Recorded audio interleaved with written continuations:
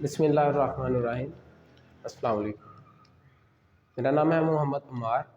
तो आज का हमारा टॉपिक है न्यूक्लियस।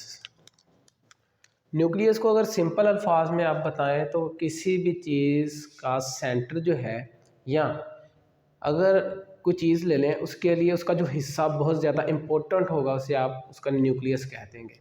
ठीक है। तो सेल है अगर हमारे पास, फ़र्ज़ करें ये हमारे पास प्लांट सेल है,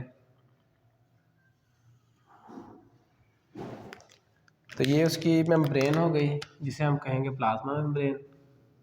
और प्लांट सेल के बाहर एक वॉल मौजूद होती है जिसका नाम है सेल वॉल।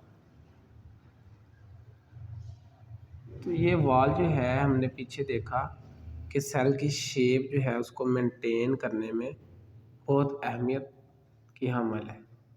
उसी तरह प्लाज्मा मेम्ब्रेन की बात की थी तो ये सेमी परमिएबल मेम्ब्रेन के तौर पे एक्ट करती है, यानी जिन मॉलिक्यूल्स की ज़रूरत है सेल को उनको तो अपने में से गुजरने देगी, और कुछ केमिकल ऐसे हैं जिनको अपने में से गुजरने नहीं देगी। तो ये सेल की वाल है जिसे सेल वाल हम कहते हैं।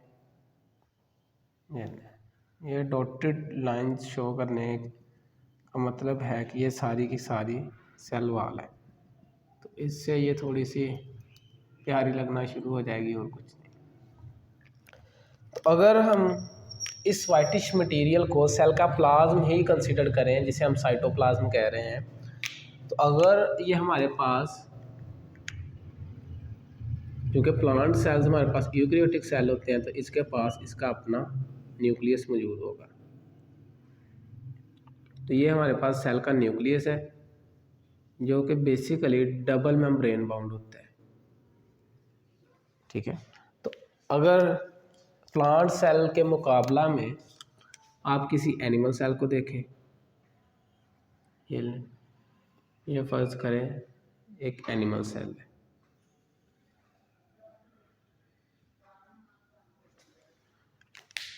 तो इसके अंदर चूँकि ये एनिमल सेल है तो इसमें सेल वॉल नहीं होगी, तो इसके पास भी अपना एक न्यूक्लियस मौजूद होगा जिसकी दो मेम्ब्रेन हैं। तो आज जो हम डिस्कस करने जा रहे हैं वो यही न्यूक्लियस है प्लांट का और एनिमल सेल का। तो न्यूक्लियस जो है अगर किसी एक का हम स्ट्रक्चर देख लेंगे तो दूसरे का न्यूक्लियस भी जो है तकरीबन वैसा ही होगा, उसके पार्ट भी जो है बिल्कुल वही होते हैं। तो न्यूक्लियस को सिंपली हम यहाँ पे देख लेते हैं। अभी मैंने बताया कि ये हमारे पास डबल मेम्ब्रेन बाउंड ऑर्गेनेल है। तो ये एक मेम्ब्रेन और ये इसकी दूसरी मेम्ब्रेन है। तो ये हमारे पास डबल मेम्ब्रेन बाउंड ऑर्गेनेल है जिसे हम न्यूक्लियस कह रहे हैं। अब बाहर वाली जो मेम्ब्रेन है इसे हम कहेंगे आउटर मेम्ब्रेन, और जो इनर वाली मेम्ब्रेन है इसे हम कहेंगे इनर मेम्ब्रेन। आउटर मेम्ब्रेन और साथ में ये है हमारी इनर मेम्ब्रेन। दोनों को कलेक्टिवली हम इन्वेलप कहते हैं। इन्वेलप का मतलब होता है लिफाफा, यानी वो चीज़ जो किसी दूसरी चीज़ को घेरे हुए है। तो इसके अंदर न्यूक्लियस के अंदर जितना भी मटेरियल होगा उसको, चूँकि ये मेम्ब्रेन्स घेरी हुई हैं तो इन्हें हम कहेंगे इन्वेलप। चूँकि ये न्यूक्लियस की इन्वेलप हैं इसलिए इनको हम नेम दे देते हैं न्यूक्लियर इन्वेलप। Nuclear envelope.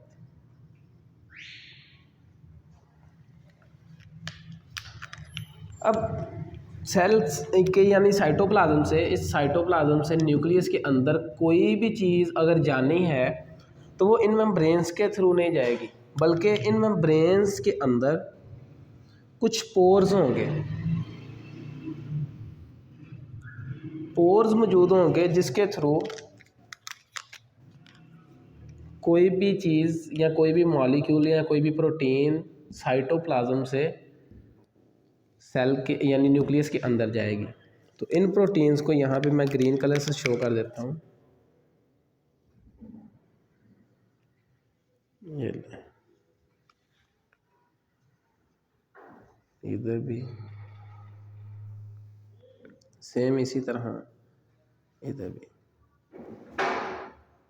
ये जो हमारे पास न्यूक्लियोपोर्स हैं, यानी न्यूक्लियस के पोर्स हैं, तो इन्हें हम कहेंगे न्यूक्लियोपोर्स, जो कि इस न्यूक्लियर एनवेलप के अंदर मौजूद हैं। ये बेसिकली हमारे पास होल्स हैं जिनके अंदर से मॉलिक्यूल्स न्यूक्लियस के अंदर जाते हैं, न्यूक्लियस से बाहर जाते हैं। इन न्यूक्लियोपोर्स को अगर बेसिकली आप देखें तो ये हमारे पास प्रोटीन्स ही होती हैं। अगर इन न्यूक्लियोपोर्स को आप न्यूक्लियोपोर्स को फर्दर अगर आप डिस्कस करें तो ये हमारे पास प्रोटीन्स ही होती हैं जो कि मिलती हैं और एक सुराख बना देती हैं, यानी एक प्रोटीन दूसरी तीसरी ऐसे मिल जाएंगी और दरमियान में एक सुराख रहेगा जिसे हम कह रहे हैं पोर। तो इनको हम कहेंगे न्यूक्लियोपोर्स, और उन प्रोटीन्स को जो कि इस सुराख को बना रही हैं इन्हें हम कहेंगे न्यूक्लियोपोरिन्स। न्यूक्लियोपोरिन्स।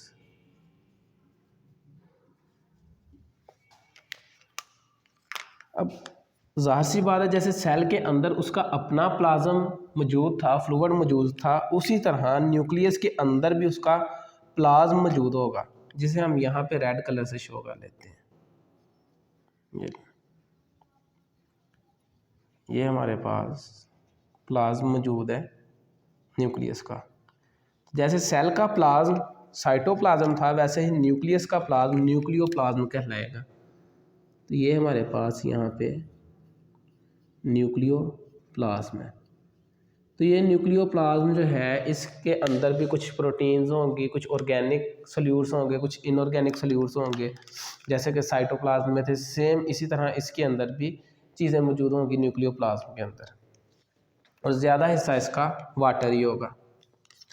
इसी तरह न्यूक्लियस के सेंटर के अंदर यानी सेंटर के करीब बहुत डेंस मटेरियल मौजूद होता है, जो कि बेसिकली डीएनए ही इकट्ठा हुआ होता है,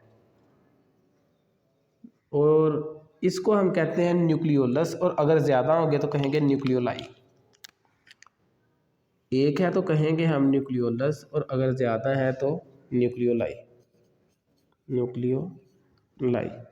और अगर ये हमारे पास सिंगुलर है, एक है, तो इसे कहोगे न्यूक्लियोलस। ये बेसिकली हमारे पास डीएनए ही होता है। तो आपको पता है कि डीएनए हमारे पास न्यूक्लियस के अंदर होता है। इसी तरह डीएनए जो है न्यूक्लियस के और भी हिस्सों में यानी मौजूद होगा। बेसिकली हमारे पास न्यूक्लियस जो है डीएनए जो है वो डबल स्ट्रैंडेड मॉलिक्यूल होता है, 2 स्ट्रैंड के ऊपर मुश्तमिल होता है, इस तरह से 2 स्ट्रैंड्स के ऊपर मुश्तमिल होगा। अब ये डीएनए इसी तरह ही सिर्फ मौजूद नहीं होता न्यूक्लियस में, क्योंकि डीएनए हमारे सेल में काफ़ी ज़्यादा है। उस डीएनए को एक छोटी सी जगह में पैक करना बहुत मुश्किल काम है। इसलिए अल्लाह ताला ने क्या किया है कि इस डीएनए को प्रोटीन के गिर्द लपेट दिया है। यहाँ पे हमारे पास प्रोटीन्स हैं जिसके गिर्द डीएनए को लपेट दिया गया है। अगर नाम देखें तो इस प्रोटीन का नाम है हिस्टोन प्रोटीन्स।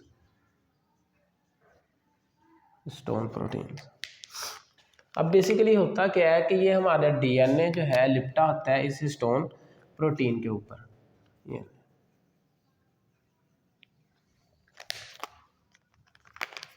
ये अगर डीएनए को हम सिर्फ एक धागे की तरह देखें, यानी इस पूरे डबल स्ट्रैंडेड स्ट्रक्चर को एक धागे की तरह देखें, तो ये इसके ऊपर इस तरह लिपटा होता है, यूं यूं।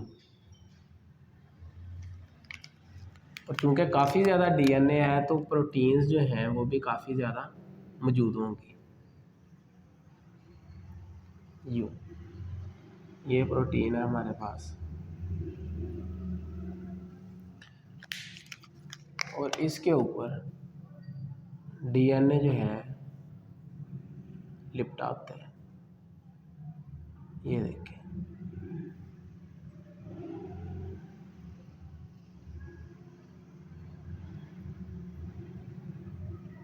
यूं।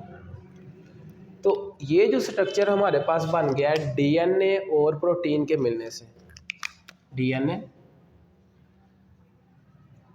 और प्रोटीन के मिलने से जो स्ट्रक्चर बना है इसे हम कहते हैं क्रोमैटिन, इस धागे को। तो अगर देखें तो ये हमें तस्बीह के दानों की तरह लग रहा है, और फर्ज करें कि ये धागा है तस्बीह का और उसके अंदर उसके दाने मौजूद हैं। तो इस स्ट्रक्चर को जो कि डीएनए और प्रोटीन के मिलने से बना है इसे हम कहते हैं क्रोमैटिन, क्रोमैटिन। तो हमारे पास यहाँ पे बिखरा हुआ है क्रोमैटिन, यानी डीएनए जो है लिपटा हुआ है प्रोटीन्स के गिर्द, यूँ। और यही डीएनए कंडेंस हो गया एक जगह पे, जिस तरह अंडे के अंदर जर्दी मौजूद होती है उसी तरह आप समझ लें कि न्यूक्लियस हमारे पास अंडा है और उसके अंदर जर्दी मौजूद है। और कभी कभी अंडे में 2 जर्दियाँ भी निकल आती हैं, उसी तरह 2, एक भी हो सकता है न्यूक्लियस यानी न्यूक्लियोलस, और एक से ज़्यादा भी हो सकते हैं, 2, 3, तो उसे हम कहेंगे न्यूक्लियोलाई। तो इनको हम, ये भी हमारे पास बेसिकली क्रोमैटिन जो है यही कंडेंस हुआ होता है और यहाँ पे एक डार्क सा स्ट्रक्चर बनाता है जर्दी की तरह जैसे अंडे में है, इसे हम कहते हैं न्यूक्लियोलस। और यही हमारे पास ये जो डीएनए है ये ख़ास किस्म का आता है। इस डीएनए को जो कि न्यूक्लियोलस में मौजूद है इसे हम कहते हैं राइबोसोमल डीएनए, राइबोसोमल डीएनए। अब राइबोसोमल डीएनए से क्यों कह रहे हैं, आप नेक्स्ट सेशन के अंदर राइबोसोम्स पढ़ेंगे। उस राइबोसोम को बनाने के लिए या उस राइबोसोम में जो आरएनए होता है वो इसी डीएनए से लिया जाता है, इसलिए इस डीएनए को हम कहते हैं राइबोसोमल डीएनए। तो राइबोसोमल डीएनए से हमारे पास आरएनए बनेगा जिसे हम कहेंगे राइबोसोमल आरएनए। अब आरएनए क्या चीज़ है, सिंपली इसको इस तरह समझ लें कि डीएनए हमारे पास एक 2 स्ट्रैंड वाला या 2 धागों वाला एक धागा है, जैसे रस्सी के अंदर छोटे छोटे बारीक बारीक धागे होते हैं, उसी तरह समझ लें कि ये एक रस्सी है जो कि 2 धागों पर मुश्तमिल है, ठीक है। उसे हम डीएनए कह रहे हैं। उससे फिर उसकी फोटोकॉपी बनेगी जो कि एक स्ट्रैंड वाली होगी, उसे हम कहते हैं आरएनए, आरएनए। तो डीएनए से फिर आरएनए बनेगा और आरएनए को फर्दर जो है फिर रीड किया जाता है, इससे प्रोटीन बना ली जाती है। ये कैसे, ये हम नेक्स्ट सेशंस में पढ़ेंगे। तो न्यूक्लियोलाई जो है ये बेसिकली हमारे पास राइबोसोमल डीएनए है जो कि बाद में कन्वर्ट कर दिया जाता है, राइबोसोमल डीएनए को रीड किया जाता है, इससे राइबोसोमल आरएनए बना लिया जाता है। और ये राइबोसोमल आरएनए फिर फर्दर इस्तेमाल होता है राइबोसोम्स के अंदर, जो कि हम नेक्स्ट सेशन के अंदर पढ़ेंगे। तो यहाँ पे अभी तक हमने पढ़ा कि हमारे पास एक न्यूक्लियर एनवेलप है जो कि बाहर वाला स्ट्रक्चर है, वो 2 चीज़ों पर मुश्तमिल है, आउटर मेम्ब्रेन और इनर मेम्ब्रेन पे।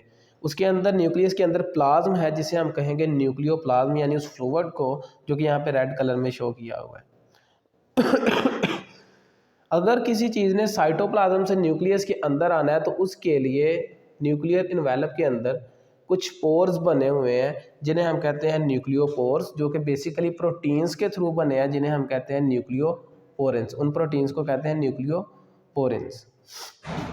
और किसी चीज़ ने भी अगर साइटोप्लाज्म से न्यूक्लियस के अंदर जाना है या न्यूक्लियस से साइटोप्लाज्म की तरफ जाना है तो इन्हीं न्यूक्लियोपोर्स में से गुजर के जाएगी। उसके अलावा यहाँ पे हमने डिस्कस किया कि इसके अंदर डीएनए मौजूद होता है, किस फॉर्म में, क्रोमैटिन की फॉर्म में। और क्रोमैटिन जो है हमारे पास एक धागे की तरह स्ट्रक्चर है जो कि बेसिकली लिपटा हुआ है प्रोटीन्स के गिर्द। तो प्रोटीन्स और इस डीएनए को हम कलेक्टिवली क्या कह देते हैं, क्रोमैटिन। और ये क्रोमेटिन जो है हमारे पास सेंटर के करीब बहुत ही ज़्यादा कंडेंस हुआ है, यानी कि ये डीएनए जो है हम कह सकते हैं सेल का बहुत ही ज़्यादा कंडेंस है सेंटर के गिर्द, जिसको हम कहते हैं राइबोसोमल डीएनए। राइबोसोमल डीएनए क्यों कहते हैं कि इससे राइबोसोमल आरएनए बनता है जो कि डीएनए की फोटोकॉपी होती है, और राइबोसोमल आरएनए जो है बाद में राइबोसोम बनाने के लिए इस्तेमाल होता है, जो कि फर्दर हम नेक्स्ट सेशंस में क्लियर करेंगे।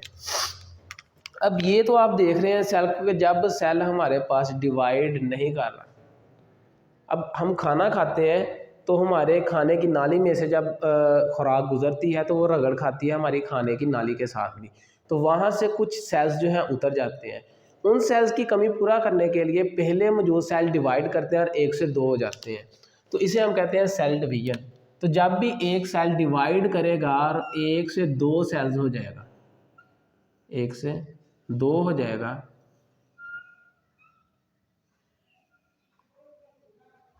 तो इसे हम कहते हैं सेल डिवीजन, के सेल ने डिवीजन कर लिया, सेल हमारे पास डिवाइड हो गया।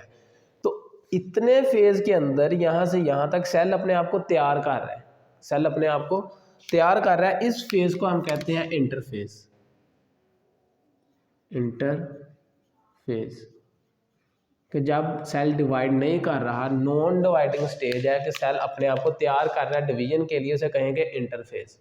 और उसके बाद जो है जब सेल तैयार हो जाएगा डिवीजन के लिए तो सेल डिवाइड कर जाएगा।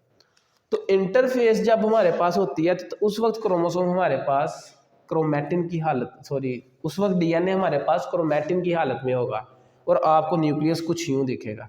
लेकिन जब सेल ने डिवाइड करना है, जब सेल ने डिवाइड करना है तो यही क्रोमैटिन जो है हमारे पास चेंज हो जाएगा। ये यानी कि काफ़ी ज़्यादा आप कह सकते हो जैसे डीएनए हमारे पास प्रोटीन के ऊपर लिपटा है, इसी तरह यही क्रोमैटिन जो है बहुत इकट्ठा आपस में बहुत पास पास आ जाएंगे और थोड़ी सी जगह में ही हमारे पास ये सारे का सारा डीएनए आ जाएगा। तो आप कह सकते हैं कि जैसे एक नलकी है उसके ऊपर आपने धागा जो है उसको लपेटना शुरू कर दिया है। अगर आपके पास जो डीएनए मौजूद है, ठीक है, अगर वो धागे की शक्ल में, स्ट्रैंड की ही शक्ल में होता, तो क्या धागों को अलहदा करना आसान है कि नलकी को उठा के अलहदा करना आसान है? सोचिए, ऑब्वियसली नलकी को ही उठा के अलहदा करना आसान है।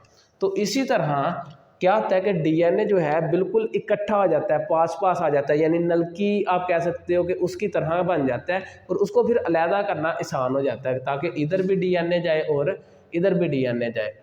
तो जब सेल डिवाइड नहीं करता तब तो हमारे पास डीएनए क्रोमैटिन की हालत में है, लेकिन जब इसने डिवाइड करना है तो ये हमारे पास बहुत कंडेंस हो जाता है। तो डीएनए कंडेंस हो जाता है और कुछ इस तरह की शेप अचीव कर लेता है। इसको हम कहते हैं कि ये हमारे पास ये डीएनए जब इस हालत में होगा तो इसे हम कहेंगे क्रोमोसोम। क्रोमोसोम। तो जब सेल ने डिवाइड करना है, यानी डिवाइडिंग स्टेज में होगा हमारा सेल, तब हमारे पास ये क्रोमोसोम की शक्ल में डीएनए आ जाएगा। और मज़े की बात सुनिए, जब क्रोमोसोम हमारे पास बनेंगे उस वक्त हमारा जो न्यूक्लियस है वो ख़त्म हो जाएगा, यानी न्यूक्लियर एनवेलप टूट जाएगी और न्यूक्लियस हमारा ख़त्म हो जाएगा। तो जब सेल हमारा डिवाइड कर रहा है उस वक्त, मैं अब दोबारा से रिवाइज करने लगा हूँ, जब सेल हमारा डिवाइड कर रहा है तो उस वक्त डीएनए जो है क्रोमैटिन की हालत में, क्रोमैटिन में, और आपके पास न्यूक्लियस जो है वो मौजूद है। लेकिन जब सेल ने डिवाइड करना है, यानी फर्ज करें यहाँ पे सेल डिवाइड कर रहा है, तो ये क्या करेगा कि इसका जो डीएनए है वो बेसिकली हमारे पास क्रोमोसोम की शेप में आ जाएगा, क्रोमोसोम। तो क्रोमोसोम की शेप जो है आपने अभी देख ली है। और जो हमारे पास न्यूक्लियस है उसकी न्यूक्लियर एनवेलप टूट जाएगी और न्यूक्लियस हमें नहीं दिखेगा, या हम कह सकते हैं न्यूक्लियस डिसोल्व हो जाएगा। कब? जब सेल डिवाइडिंग स्टेज में होगा। तो जब सेल डिवाइड कर रहा है उस वक्त हमें न्यूक्लियस नहीं दिखेगा और क्रोमोसोम दिखेंगे, और इंटरफेज में क्रोमैटिन की हालत में डीएनए होगा और न्यूक्लियस भी हमें दिखाई देगा। इसका मतलब जब आप क्रोमोसोम को देखेंगे तब न्यूक्लियस नहीं देखेंगे, और अगर आपको न्यूक्लियस दिखेगा तो उस वक्त आपको क्रोमोसोम नहीं दिखेंगे।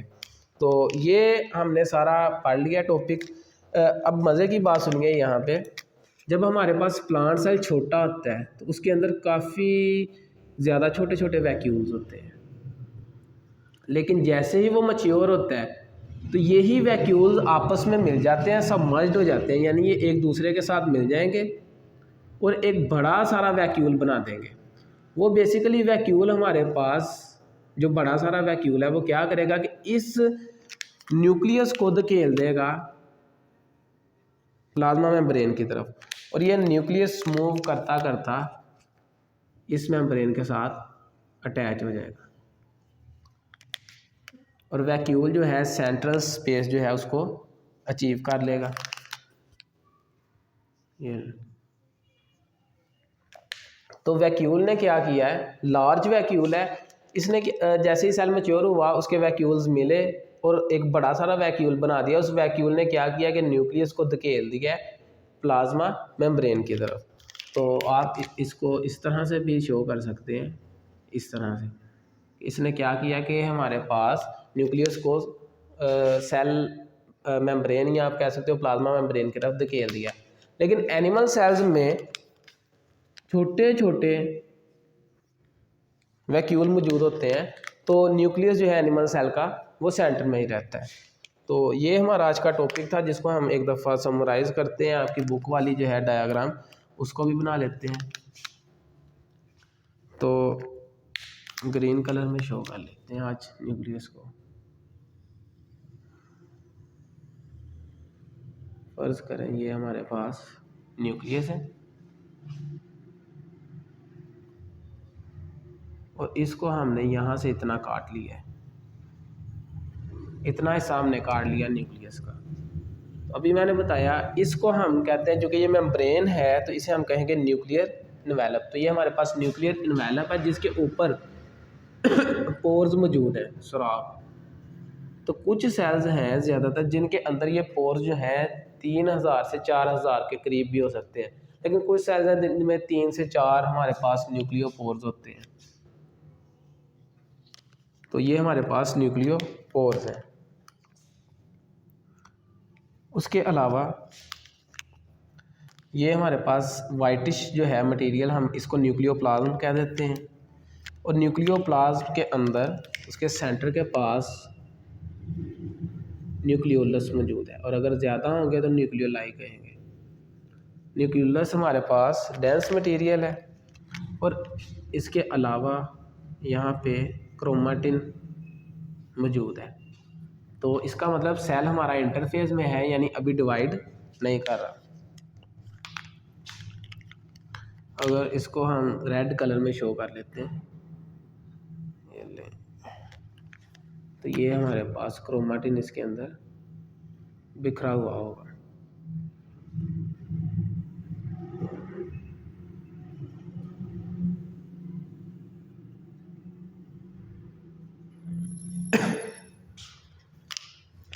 इसके अलावा हमारे पास पोर्स हो गए जी। अब हम इसको एक दफ़ा लेबल कर देते हैं ताकि आपको क्लियर हो जाए फिर से हर चीज़। तो ये हमारे पास न्यूक्लियर एनवेलप है। न्यूक्लियर एनवेलप के अंदर पोर्स मौजूद हैं जिन्हें हम कहेंगे न्यूक्लियोपोर्स। उसके अलावा यहाँ पे हमारे पास डीएनए मौजूद है, अगर सेल डिवाइड नहीं कर रहा, क्रोमेटिन की शक्ल में। और क्रोमेटिन हमारे पास बेसिकली क्या है, डीएनए लिपटा हुआ है प्रोटीन के ऊपर। इस प्रोटीन का नाम है हिस्टोन प्रोटीन। इसके अलावा इसके सेंटर में डीएनए जो है बहुत कंडेंस हुआ है, जिसे हम कह रहे हैं न्यूक्लियोलस। और ये हमारे पास राइबोसोमल डीएनए है। इसी राइबोसोमल डीएनए से राइबोसोमल आरएनए बनेगा, जो कि डीएनए की फोटोकॉपी होती है और इसी राइबोसोमल आरएनए को इस्तेमाल किया जाएगा फर्दर राइबोसोम बनाने में, राइबोसोम्स को बनाने में। और इस फ्लूइड लाइक मटेरियल को हम कहेंगे न्यूक्लियोप्लास्ट। इसके अंदर काफ़ी ज़्यादा प्रोटीन्स होंगी। तो ये न्यूक्लियस आज का टॉपिक था हमारा। यहाँ पे एक और आपको बात बताऊँ कि हमारे पास प्रोकैरियोटिक जो सेल होता है, जिसे हम बैक्टीरियल सेल भी कह देते हैं, उसके अंदर चूँकि न्यूक्लियस मौजूद नहीं होता तो उसका डीएनए जो है उसके साइटोप्लाज्म के अंदर ही सबमर्ज्ड होता है। अगर फ़र्ज़ करें कि ये हमारे पास एक प्रोकैरियोटिक सेल है, ये इसका साइटोप्लाज्म, तो इसका डीएनए हमारे पास इसके साइटोप्लाज्म के अंदर ही मौजूद होगा।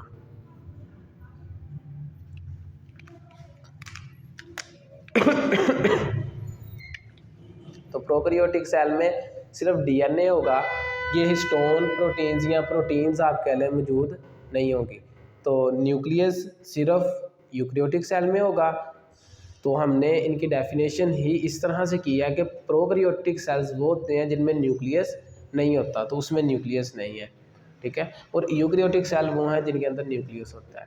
उम्मीद है आपको आज के लेक्चर की समझ आई होगी। अगर कोई समझ नहीं आई तो आप कमेंट सेक्शन में अपना क्वेश्चन पूछ सकते हैं जहाँ से नहीं पता चला, ताकि मैं आपको फर्दर गाइड कर सकूँ।